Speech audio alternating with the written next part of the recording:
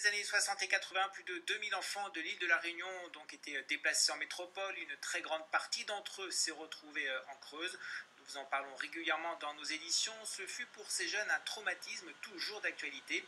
Un centre de la mémoire, c'était leur souhait, devrait donc bientôt voir le jour à Guéret. Un lieu a été trouvé. Sur place, nous retrouvons Pascal Coucy. Bonjour Pascal, vous êtes en compagnie de la porte-parole de la Fédération des enfants déracinés. Une visite du site se déroule aujourd'hui. C'est une première étape importante.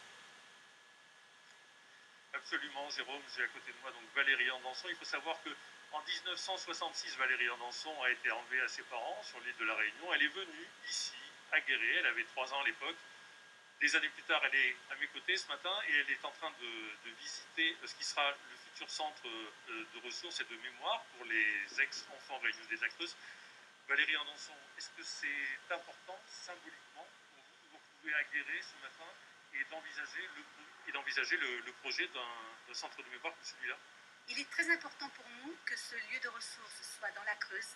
Il est très important pour nous que notre maison soit dans la Creuse, car c'est très, très, très symbolique.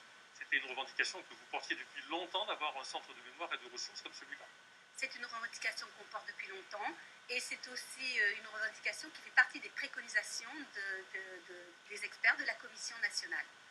Au-delà du symbole, d'un point de vue pratique, qu'est-ce que les ex-enfants réunionnais de la Creuse vont pouvoir trouver dans ce centre quand il sera inauguré, quand il sera construit?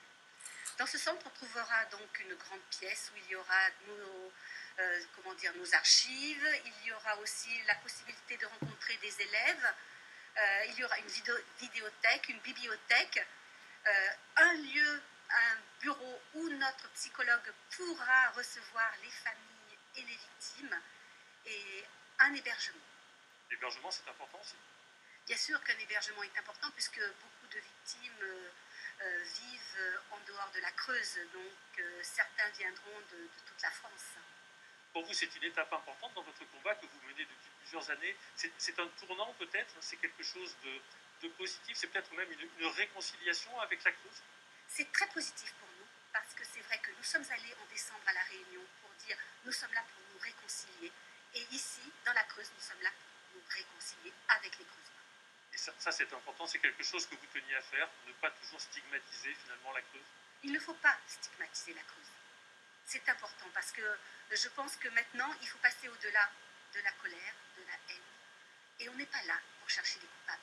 Ça sert aux générations suivantes. Surtout, c'est important que le combat que l'on mène puisse servir à la génération actuelle et future. Merci beaucoup Valérie Andanson. Voilà ce qu'on pouvait dire, Jérôme, ce matin sur ce projet de centre de ressources et de mémoire des enfants réunionnais de la Creuse ici à Guéret. Merci Pascal et merci à Louis Claveau pour les images. En bref, un bûcher